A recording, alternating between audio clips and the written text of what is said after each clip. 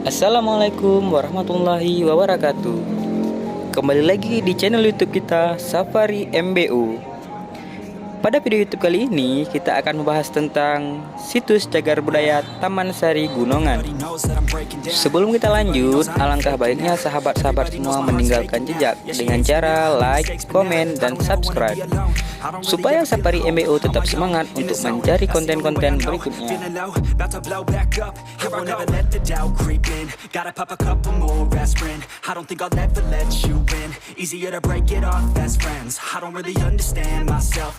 Taman Sari Gunungan dibangun semasa pemerintahan Sultan Iskandar Muda pada tahun 1607 sampai dengan tahun 1636 Masehi. Taman Sari Gunungan disebut juga Taman Gairah yang di tengahnya mengalir Sungai Daroy. Taman tersebut digunakan sebagai tempat bersenang-senang para permaisuri Sultan Iskandar Muda, anak Sultan Johor dari Malaysia. Sedangkan kandang pada awalnya merupakan bangunan yang dipergunakan sebagai tempat kenduri oleh para keluarga Sultan Iskandar Muda. Setelah Sultan Iskandar Thani wafat, ia dikebumikan di tempat ini. Selanjutnya disebut Komplek Makam Iskandar Thani yang berdekatan dengan gunungan. Di sebelah barat gunungan terdapat batu bundar berteras pada masa Sultan Iskandar Muda digunakan sebagai tempat cuci rambut bagi para permaisuri sultan apabila sudah selesai mandi di Sungai Darul Asyiki. Bagian timur gunungan terdapat pintu khub. Konon kabarnya pintu tersebut digunakan sebagai pintu gerbang bagian belakang istana sultan. Bustanus Salatin yang berarti Taman Raja-Raja adalah judul kitab karangan Syekh Nuruddin Ar-Raniri dan merupakan karya besar kesusastraan yang pernah ditulis dalam bahasa Melayu. Kitab tersebut ditulis oleh beliau pada tahun 1047 Hijriah atau tahun 1637 Masehi, yaitu pada masa kerajaan Aceh dipimpin oleh Sultan Iskandar Thani. Taman yang bergelar Taman Gairah ini disebutkan luasnya 1000 depa. Taman yang luas yang dilalui oleh Sungai Darul Asyiki, penuh aneka pohon pembungaan, bangunan-bangunan yang terbuat dari berbagai batu pualam warna-warni, serta tiang-tiang yang dibalut logam tembaga, perak, dan cuaca yang berukir indah. Bangunan yang saat ini masih tersisa sebagai bukti keindahan taman ini adalah gunungan dan pintu khub. Cuplikan dalam kitab tersebut salah satunya menggambarkan melintasnya Sungai Darul Asyiki di tengah taman, yang kemudian sepanjang tepian sungai itulah Taman Bustanus Salatin yang rimbun dan permai itu berada. Darul Asyiki yang dikisahkan dalam Taman Bustanus Salatin pada abad ke-17 yang lalu bersumber dari mata air Jabalul A'la di arah Maghrib yang mungkin kita kenal sekarang daerah bernama Matai. Sedangkan Darul Asyiki untuk saat ini masih dapat kita jumpai dengan nama Krung Daroy. Seterusnya, dalam uraian mengenai bangunan gunungan dan Taman Bustanus Salatin itu disebutkan berbagai bangunan indah berlapis pualam dan disalut logam berukiran yang atapnya dihiasi dengan kemuncak yang kemilau.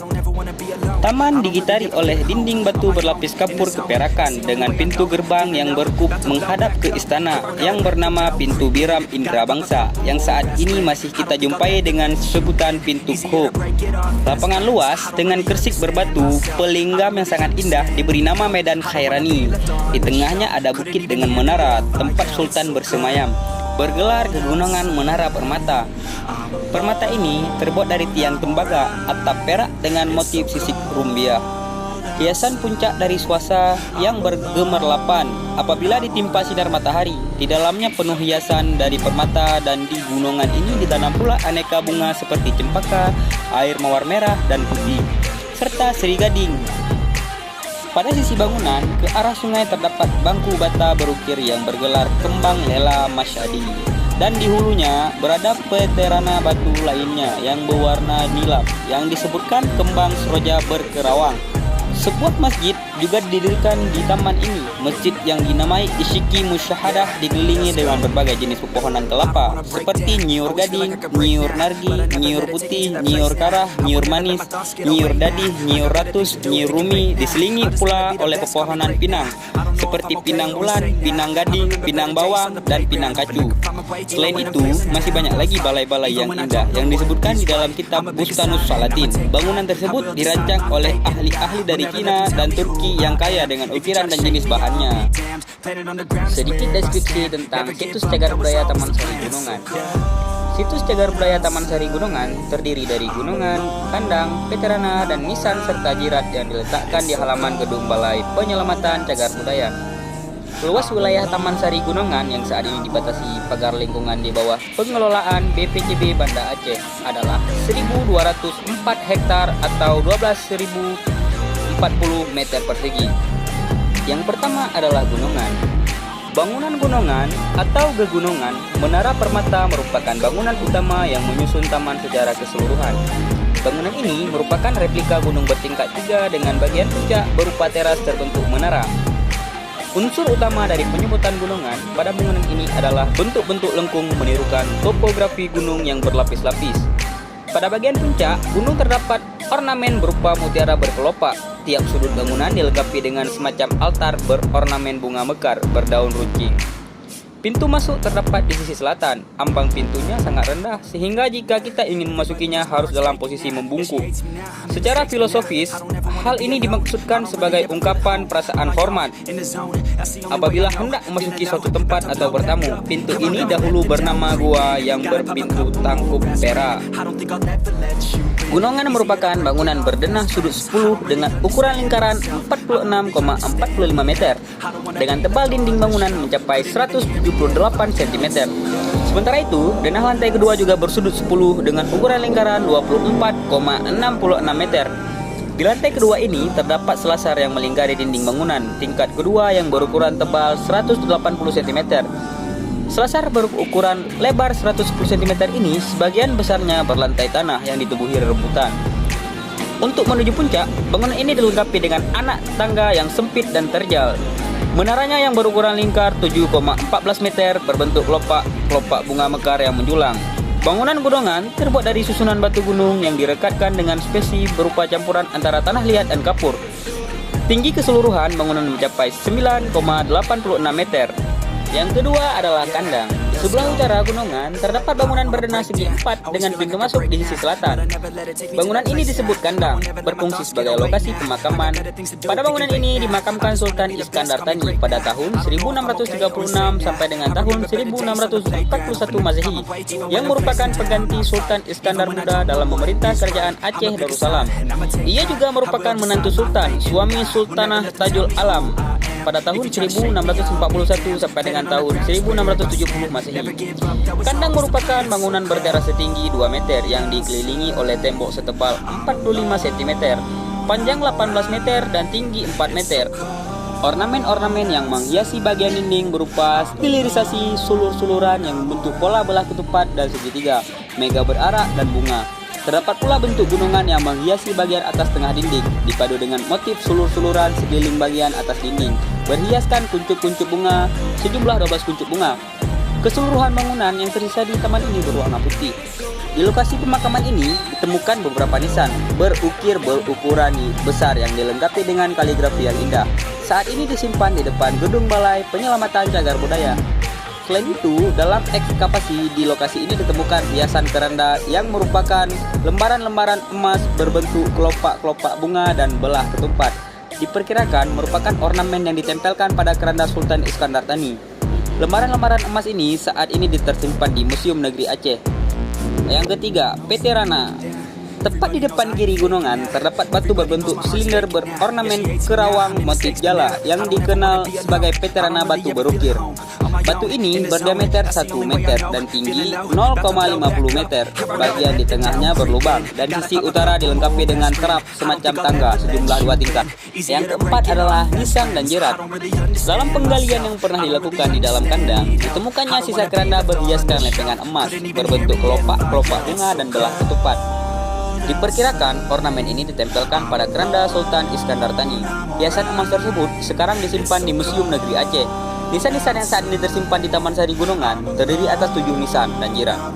Nisan-nisan dan jirat tersebut ditempatkan di halaman Gedung Penyelamatan Cagar Budaya dalam Komplek Taman Sari Gunungan dalam susunan berderet utara-selatan.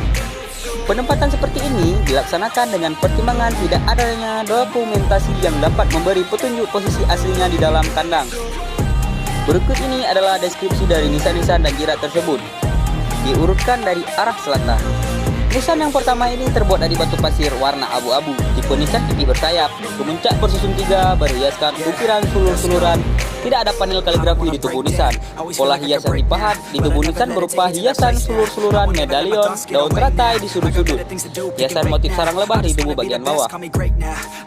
Nisan urutan kedua, bahan dan bentuknya serupa dengan nisan pertama. Kemungkinan merupakan pasangan nisan pertama, meskipun belum bisa dipastikan karena tidak ada dokumentasi yang dapat mendukung asumsi tersebut. Nisan berikutnya juga terbuat dari bahan yang sama, yaitu batu pasir warna abu-abu. Tipenya pipih tanpa sayap. Pola hias hanya terdapat di bagian bawah tubuh yang membatasi kaki. Pola hiasnya berupa daun teratai dan sarang lebah. Di bagian tubuh nisan terdapat panel berisi kaligrafi di 4 sisinya. Bentuk panel berupa pola hias jendela yang terbagi menjadi 3 bagian panel. Kemuncak nisan tersebut meruncing seperti kubah dengan panel kaligrafi yang bentuknya mengikuti pola kemuncak. Nisan urutan keempat terbuat dari batu pasir warna abu-abu. Tipe nisan pipih bersayap, kemuncak tidak bersusun dengan bentuk kubah meruncing. Pada bagian puncak ada panel kaligrafi yang membentuknya pola kubah. Bagian tubuh nisan memiliki panel kaligrafi di 4 sisinya, sisi depan dan belakang berpola jendela dengan 3 kotak, sementara sisi kiri dan kanan berisi 1 kotak. Pada bagian sayap tidak ada hiasan medalion, tetapi adanya pola sulur-suluran yang di dalamnya nampak seperti kaligrafi tetapi sudah kurang jelas. Bagian kaki berhias daun teratai dan pola sarang lebah.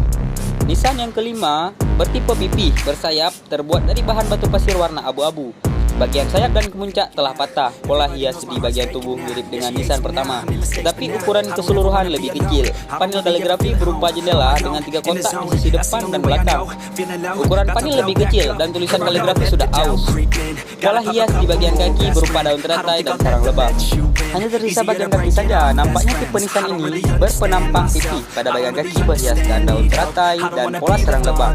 Ada sedikit sisa panel kaligrafi yang tersisa di atas kaki. Nisan ini terbuat dari bahan batu pasir warna abu-abu. Nisan yang ketujuh atau nisan yang terakhir terbentuk gada, silinder bersudut-sudut yang mengecil di bagian kaki. Sudut-sudut yang melingkar berjumlah 8 sudut. Kemuncaknya berhiaskan kelopak bunga. Bagian kaki-kaki berhiaskan pola sarang lebah dan nisan tersebut tidak terdapat kaligrafi. Bahan nisan ini adalah batu pasir warna abu-abu. Selain nisan, terdapat juga jirat yang sudah aus pola hiasnya. Hanya nampak sekilas pola sulur-suluran di bagian permukaannya dan di ujungnya sudah tidak nampak bekas luka untuk menancapkan nisan. Sekian berita dari kami. Tetap pantau terus YouTube Safari MBO agar tak ketinggalan berita-berita menarik lainnya dengan cara like, komen, dan subscribe. Saya pamit undur diri. Assalamualaikum warahmatullahi wabarakatuh. But I never let it take me to that place now. I won't ever let my thoughts get away now. I got better things to do, picking fate now. I just wanna be the best, call me great now. I don't know if I'm okay or insane now. I remember better days on the playground, hoping I can find my way even when I'm feeling down.